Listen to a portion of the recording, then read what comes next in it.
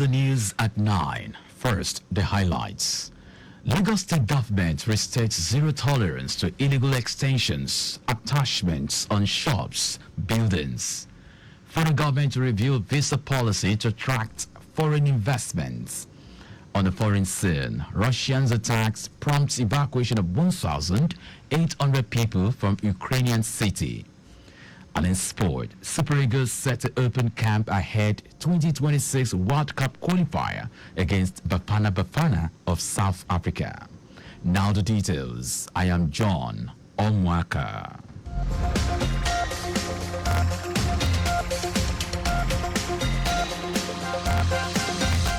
General Manager of the Lagos State Building Control Agency, LAPSCA, Omoaka, has reiterated the state government's zero-tolerance stance on illegal construction of extensions and attachments on shops and buildings in any part of the state.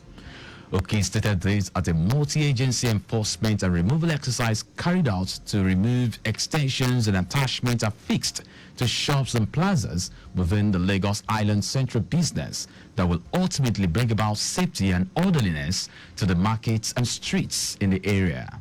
Speaking to newsmen, he noted that those extensions affixed to shops and buildings within the area are constituting nuisance and a hindrance to rescue operations during emergencies, while warning the owners of shops and business premises with extensions and attachments to remove them immediately.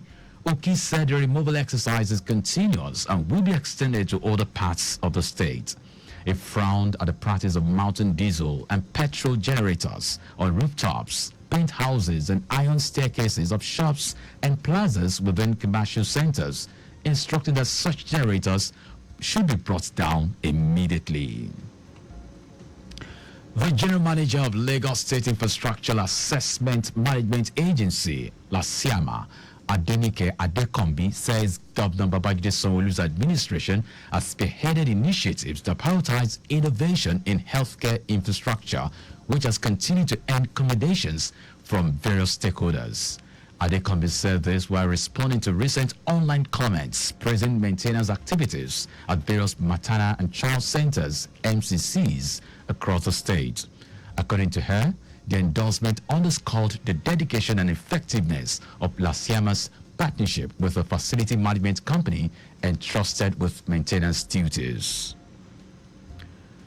General Manager of the Lagos State Office for Disability Affairs, LASODA, Adenike Oyetunde Lawal, has called on the public to engage in actions that can create a more supportive environment for those living with lupus to enhance their coping mechanisms and overall well-being.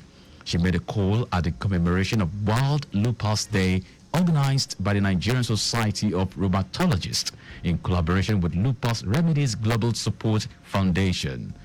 Oyetunde Lawal said living with lupus can be challenging, but having a strong support system can have a huge significance in the lives of patients.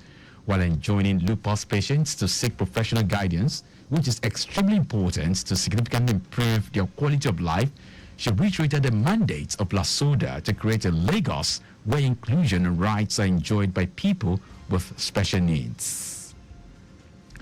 The Senate leader, Opeyemi Bamidele, has assured Nigerians that the fuel crisis being experienced in the country will soon be a thing of the past. He gave this assurance in an interview with newsmen on the sidelines of the Oil Technology Conference in Houston, Texas. Bamidele, who said the legislature is working tirelessly to ensure that fuel scarcity and frequent queues at filling stations are resolved, noted there are plans to involve more private sector players in the construction of new refineries. The lawmaker also said the Senate had received an assurance from the Nigerian National Petroleum Company, NNPC Limited, that 2 of its refineries in Warri and Port Harcourt will come on stream before the end of the year.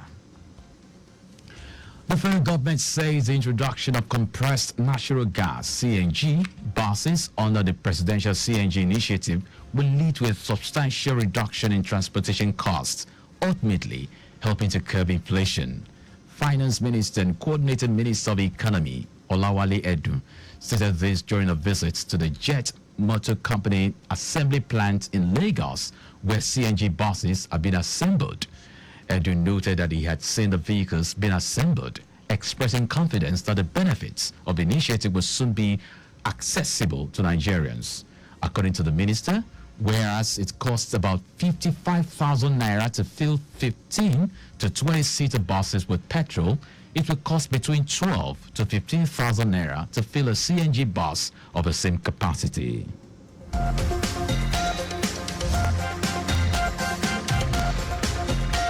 Now to the rest of the stories. The federal government says it will undertake a review of the nation's visa policy to attract foreign investment and encourage visitations to the country. This is just as it described an unacceptable the number of visitors into the country last year compared to the population, resources, and opportunities available, asserting its policy on visa has to be reviewed to meet the standards of the renewed hope agenda of President Bola Tinubu. Minister of Interior Olubunmi Tunji-Ojo stated this in Abuja during a stakeholders consultative meeting on Nigeria visa. Tunji-Ojo maintained the country would consider a visa policy that will attract investments and encourage visitors to visit Nigeria from across the world without putting the country's security in jeopardy. Speaker of the Niger State House of Assembly, Abdul Malik Sakidaji, has announced plans to marry off 100 female orphans who lost their parents to banditry attacks in Mariga local government area. Sakidaji also pledged to pay the dowries for the bridegrooms and has procured all necessary materials for the mass marriage ceremony. According to him, the girls who would soon be married off were carefully selected from the 170 girls whose names were submitted. Describing the initiative as part of his constituency empowerment project aimed at alleviating the suffering of the impoverished, the speaker said the Niger State Governor, Mohammed Bago, and the Emir of Kontagora, Mohammed Baru, will serve as guardians to the female orphans during the mass marriage ceremony. Now to foreign news. Russian attacks in northeast Ukraine have prompted the evacuation of almost 1,800 people from Kharkiv area. Heavy fighting has continued in the border area following Russia's surprising cautions on Friday. Kyiv has been expecting a Russian summer offensive for some time, including a possible attempt to capture Kharkiv's Ukraine's second city. This is even as Russia insists its forces are able to resist any attack. Now sports. The Super Eagles of Nigeria are set to open camp for the crucial 2026 FIFA World Cup qualifying fixture against the Bafana of South Africa on Saturday, June 1. All the invited players will hit camp on the opening day with preparations expected to commence fully. Super Eagles head coach Finidi George has already sent out provisional invitations to his players with a list of players that will prosecute the game expected to be released next week.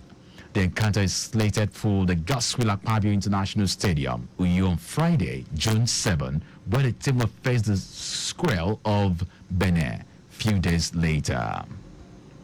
And that's our news, but just before we go, spill thrills but kills. Please do not drive beyond specified speed limits. You can follow us and like all our various social media platforms. X, Traffic Radio 961. Instagram, Lagos Traffic Radio 961. Subscribe and watch our news and programs live on YouTube. Traffic Radio 961. You can also visit our website at trafficradio961.ng.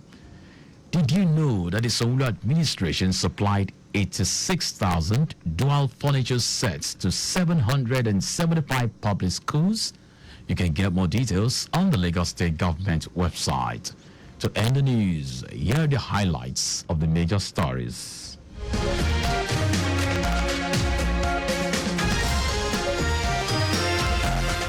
General Manager of the Lagos State Building Control Agency, LAPSCA, Bola Oki, has reiterated the state government's zero-tolerance stance on illegal construction of extensions and attachments on shops and buildings in any parts of the state. The federal government said it will undertake a review of the nation's visa policy to attract foreign investments and encourage visitations to the country. We also told you that Russian attacks in northeast Ukraine have prompted evacuation of almost 1,800 people from the Kharkiv area. And in sport, the Super Eagles of Nigeria set to open camp for the crucial 2026 FIFA World Cup qualifying fixture against the Bafana Bafana of South Africa on Saturday, June 1. For contact with the newsroom, send a message to info@trafficradio961.ng. That ends the news broadcast compiled by Adewale Oluwoporoku. I am John Omoaka. Thank you very